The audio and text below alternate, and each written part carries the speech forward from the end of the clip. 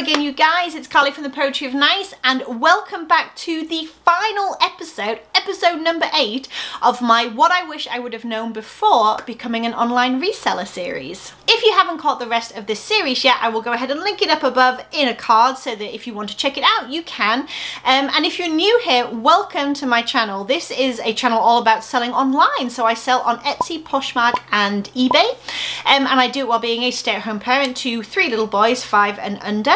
And I like to share here haul videos, so obviously things I buy to sell online, sales videos so I can show you what they actually sold for, and then some tutorials, some how-tos, some day in the life and all kinds of other stuff mixed in there as well. So if that sounds interesting, please do think about hitting that subscribe button down below, and don't forget to say hello in the comments so that I can say hi back. So today, episode number 8, we're going to go out with a bang. We're going to talk about customer issues and returns. This is such a big one in my eyes, and it really is the biggest point of contention for me personally selling online, because quite frankly it tends to be the most emotional. So what I'm going to do is I'm going to go over sort of several potential scenarios that could happen, potential issues if you will, and then I'm going to go over some potential resolutions so that I can show you the different ways that it might be resolved or how I might handle that particular issue with a customer. I'm also going to talk about how each individual platform tends to support their sellers in these kinds of with these kinds of issues when they crop up, and then I'm gonna give you my personal advice when it comes to dealing with customers who might be irate or even abusive sometimes. And last but not least, right to the end of the video, I'm going to give you a few preemptive strategies, so things that you can do right now to try and avoid these issues from cropping up. All right, let's get started.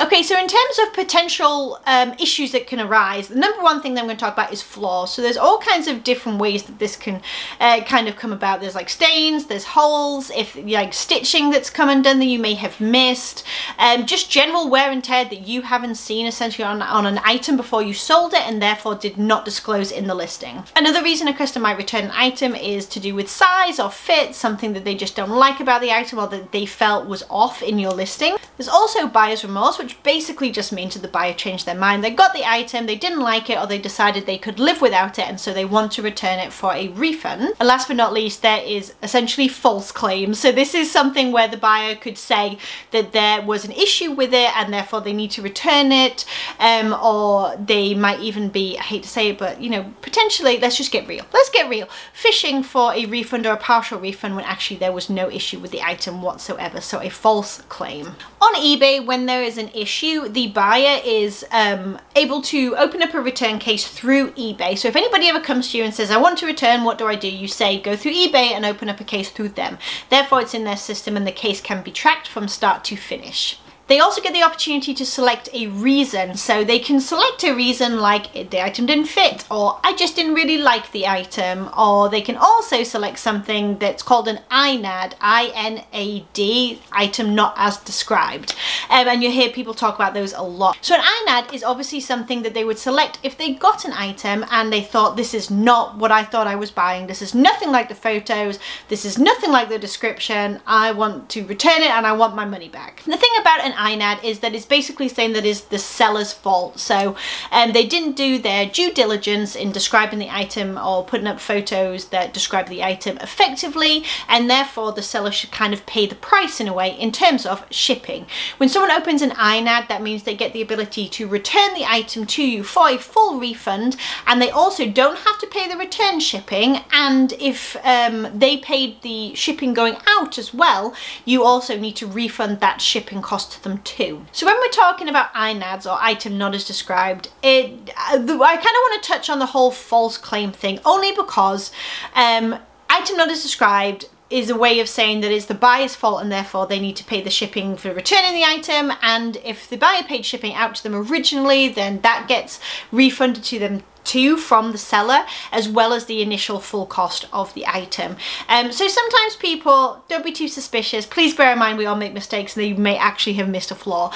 Just to say, don't be too worried that everybody's going to do this to you. But bear in mind as well, sometimes people do abuse the system, unfortunately, and they say there's an issue with an item when there isn't, just they don't have to pay the shipping back. When this happens, I would absolutely recommend reaching out to eBay. Make sure you have the item, the returned item in hand, and that you are ready to provide provide photos on the case showing that there is not the issue, whatever was described, that it's basically non-existent, and be patient. Be ready to speak to more than one eBay representative, because unfortunately eBay customer service, although the people are very, very kind and I usually get to the resolution that I'm hopeful for and that I think is fair, it usually is a little bit of a merry-go-round of several phone calls before I get there. Just from personal experience. Other people may have had other experiences, I hope so. But as I said, just be patient and don't be afraid to call back if you don't feel like it was really resolved in a way that was fair to both you and the buyer. I mentioned phishing, so I'm going to touch on this very, very briefly. Again, don't be too suspicious. Sometimes someone may reach out to you and they may say that there is an issue with an item and that they don't want to return it, but they would like half of their money back.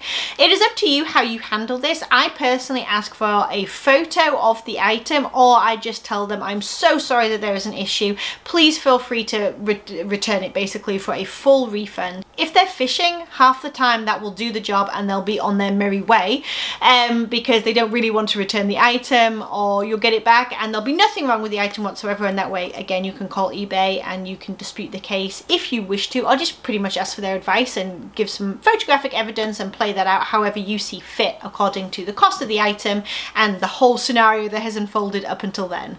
One thing I will sort of mention real quick about returns specifically on eBay is that you want to make sure, I think anyway, I personally, that the automatic returns aren't checked on. I was noticing that I was getting INADs that were being automatically approved, and that's not what I wanted to happen. I wanted to be able to reach out to my buyer and ask for a photograph, or to ask if there was any way I can resolve the issue for them, before them having to just go ahead and return the item. I like having that interaction with my buyer really upfront, and I think potentially it's something that is now like automatically checked for you, or it was for me. I didn't select to be part of that essentially, but it was one day it was there and everything was being automatically approved. You can do that. You can uncheck it so that you have a bit more manual control over your returns. Just Google it. It's really easy to find out how to go through your seller dashboard and make that happen. It's a little piece of advice. I'm going to touch on Poshmark real quick in terms of return. So when it comes to Poshmark, it's a little bit more unique in terms of you can't return for fit. You can return if there's an issue with an item, if it's not as described, if there's flaws, if you didn't get what you ordered. Of course you can open up a return case, but in terms of it just didn't fit or I just didn't like it, like the buyer's remorse thing, that's not an option on Poshmark, which as a seller is really refreshing.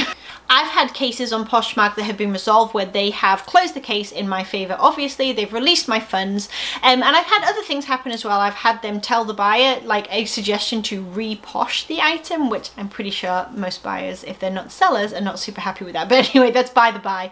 And I've also had them, if they felt like it was the fair thing to do, also refund the buyer and have them keep the item as well. I've had them return an item to me. I will also mention that with Poshmark, I was very pleasantly surprised to see that when a buyer has returned an item to me because the case has been closed in their favor, Poshmark has actually paid for the label for them to send it back.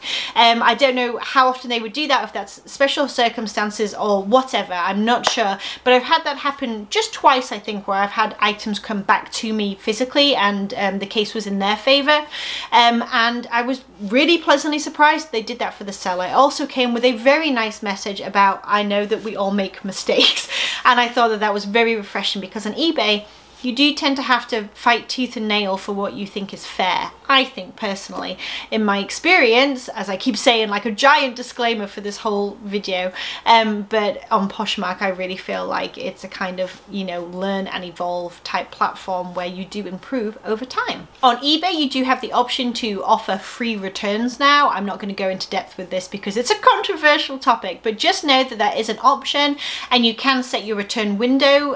There's several different options. I think 14 days. You can set no returns, although if an INAD is opened, please be aware eBay can force the return, meaning the if it's not as described or the buyer says that, they can force you to take it and have to give them a refund once it arrives back, even if it says no returns. So there's free returns, no returns, and then there's buyer paid returns, and you can also set your window there. I think I personally have it at 30 days, I'm not sure if it's for, I think I wanted it 14 days, but I'm at 30 days just for whatever rules that they set. But I have buyer paid returns. Obviously, again, if an item not as described case is opened, I pay for the return shipping. But outside of that, if it's buyer's remorse, my buyer pays for the return shipping.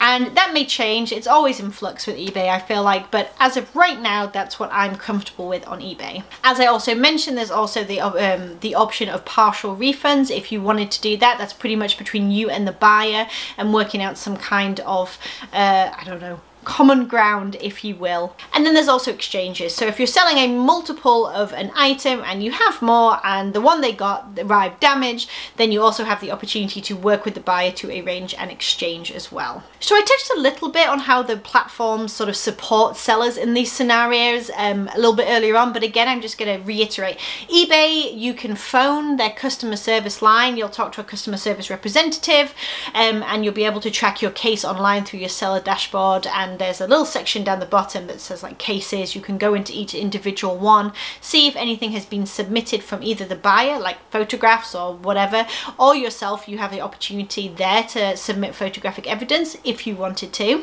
And like I said, when it comes to eBay, please don't be afraid to make more than one phone call. I know that it is a pain in the butt, trust me, but you can often get different resolutions when it comes to eBay, and depending on who you talk to and how they're informed or whatever. So just use your common sense, and if you feel like you need to talk to someone else, do it. When it comes to Poshmark, the case is pretty much all just through the app. So somebody would open a case saying that they want to return an item, and they would have the opportunity to state why. They also have the opportunity to submit photographs within that case, and you can monitor that case through your like sold items. You can click on the item, it'll say case in review. You click on it and you can review all the correspondence right there. You will actually be assigned like one specific Poshmark employee who will look over your case, as far as I can tell, and you have the opportunity at that point to respond. You can respond with you know, your own input, like your side of the story, as it were, your own photographs, maybe a screenshot of your listing, something like that. I've done all these things, but please, my biggest advice absolutely is to keep it professional. And here we go, this is what the main part of this video is pretty much going to hit on. Don't take it personally. And I say that to myself as much to anybody else out there. I do take it personally every time I get a return, even if it's just because it doesn't fit somebody. I am a little bit disappointed inside, and when someone opens up a case and says that there is something wrong with an item, especially if there isn't, it really gets under my skin, and I need to work on that as an adult. Just remember that after you submitted correspondence, whether it be through eBay, through the chat, like the email system there, or through Poshmark, through the case that's in review. And by the way, always keep that correspondence on the platforms. That way anybody you talk to in customer service or who's reviewing the case has the opportunity to see all of that correspondence as well. Just keep it friendly and professional. Just keep it facts. Just keep it evidence-based if you can. For instance, if someone opens up a case saying that these, say they're a 12 but they fit like a 10, something like that, just submit a screenshot of your listing showing the measurements that you provided, and then keep it friendly, keep it professional, and just say, I am so sorry that they don't fit the way that you hoped. However, I did include measurements in my listing in order to try and help my buyers to make sure that something would fit them before purchase. End of. If they come back and they are not very nice or not very friendly, you don't have to respond again. You can just leave it now for Poshmark. If they ask you for further information, give it. They may ask the other person to submit photographs of it being measured. I've had that happen before as well. It just depends, but just, you know, tick the boxes and just keep it short and sweet, and like I said, based in fact, based in evidence. No opinions, no accusations, just, you know, write it, step back, breathe for a second, reread it, and imagine how you would feel if you were an unhappy customer receiving it. Basically, don't throw fuel on the fire. So once you've done all this on Poshmark, the person who is overseeing your case will look at both sides of the story essentially and make a decision. It's very simple, I find. It's pretty amicable depending on the situation with the buyer, and I actually would say that in a year of reselling, I don't think on Poshmark I've ever had a case closed in a way that I felt was unfair. I really feel like they do a great job of kind of like weighing up, like I said, both sides of the story, and making an informed decision. It's worth mentioning as well that on eBay eBay, you do want to be careful in terms of how much you challenge an item not as described case, as in make sure that there really isn't anything wrong with an item, for example, and make sure that you're able to provide evidence for that, because if you don't refund the buyer and the case is not approved, i.e. you can't provide evidence, or perhaps there's a smell or something like that, and you can't provide evidence that there isn't a smell, unfortunately you're kind of in a sticky place there. And if you lose the case, i.e. it's closed in the buyer's favor, you can also get a defect on eBay, and I forget the rules at this point, but I think it's like 3 strikes and you get lowered in terms of your standing on eBay. Well, I'm sorry, you'll have to Google that bit, but I do know that a defect is not good and we don't really want them as sellers, so just bear that in mind, that make sure that it's something that you can really stand behind in terms of challenging that case and escalating it. Okay, I promised that I would touch on like responding to irate customers or abuse even, and I've pretty much touched on it so far anyway with what I said earlier, but again I'm just going to reiterate, stay on the platform, do not take any messages or correspondence outside of the cases or outside of the official correspondence between you and the person. That is never a good idea. That is not going to support you in any way. Number 2, about not taking it personally, again I speak to myself as much as anybody else out there, don't respond emotionally. That's really hard not to do when you feel like someone's coming at you, I know, but again, my biggest thing, step back, breathe, reread it. Don't press send. If you know you're feeling really emotional, or this person has gotten really personal with you, perhaps they've said something that is actually like hurtful or accusatory, they've questioned your character and your standing in life. I've had that happen too. I've had people tell me that karma is coming to get me, and at the end of the day they don't know me. They just bought a shirt from me and I don't know, they tried to return it and I wouldn't let them slide by with the shipping because I didn't think it was the right thing to do, and I got an earful for it. Now a lot of people would say like weigh up the stress of a situation and how much time you're actually going to put into it, in terms of whether or not you should fight it. And I think this is a really interesting point when it comes to customer like relations and things like that. For the most part I would say that for like $5 or $10 it's not worth the amount of stress, like inner turmoil that I have sometimes, like responding to these cases and going back and forth with buyers and things like that. It's absolutely not worth it. But then there's a part of me, like some idealistic part somewhere, that says no, they shouldn't get away with it, it's not fair, they're cheating the system, and so I fight it. And the point I'm making here is make your own choices. You know, if it's not worth it to you, like if it really is a point of contention and you're not going to sleep for 2 days because this whole thing has you so riled up, then, you know, make the choice that's right for you and your business model in terms of how you handle customer relations. If it's easier to just refund for you and not have to go through like that level of stress, perhaps that is just the way that you know, frame your business and frame your return policy. If it's really important to you to stand up to people and say, no, I'm not going to be treated that way for whatever reason, whatever driving factor, then maybe that's the way you handle it as well.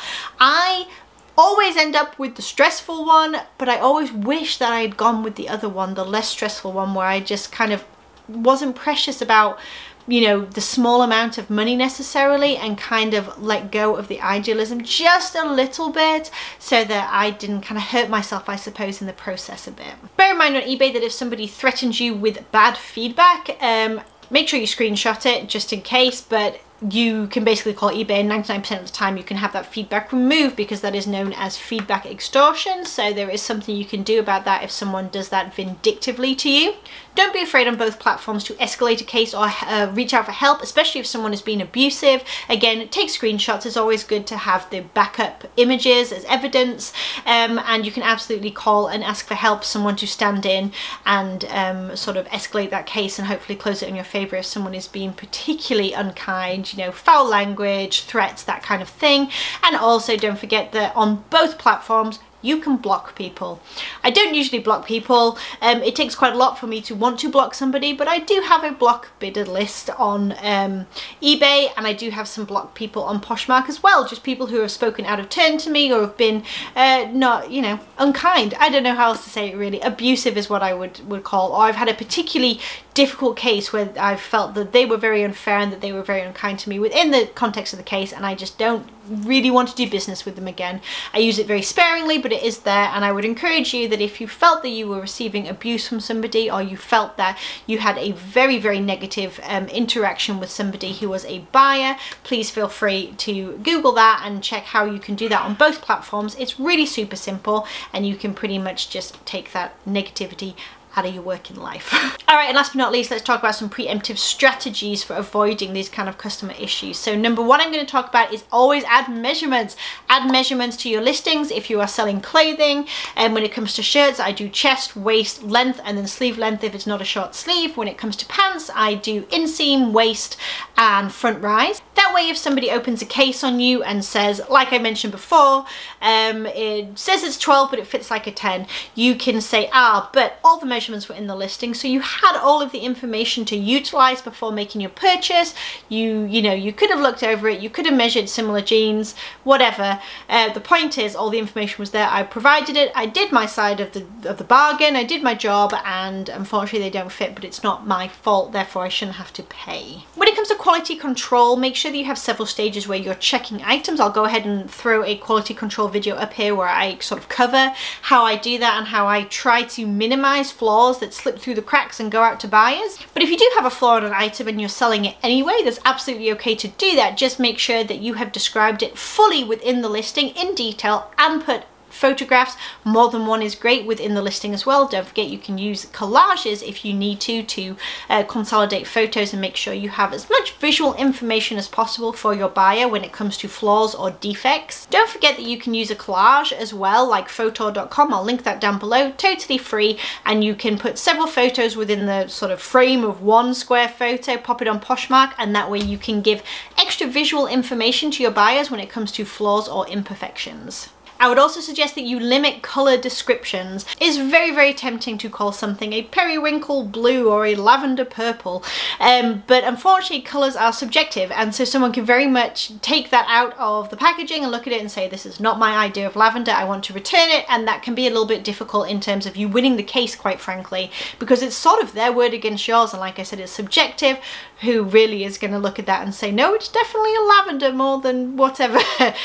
So I would limit the color descriptions just to kind of limit the potential of disappointment. I would stick with pretty much purple, light purple, dark purple, whatever you want to call it. Also bear in mind that on people's screens, you know, depending on how the brightness is adjusted and things like that on people's personal screens, colors can look different as well.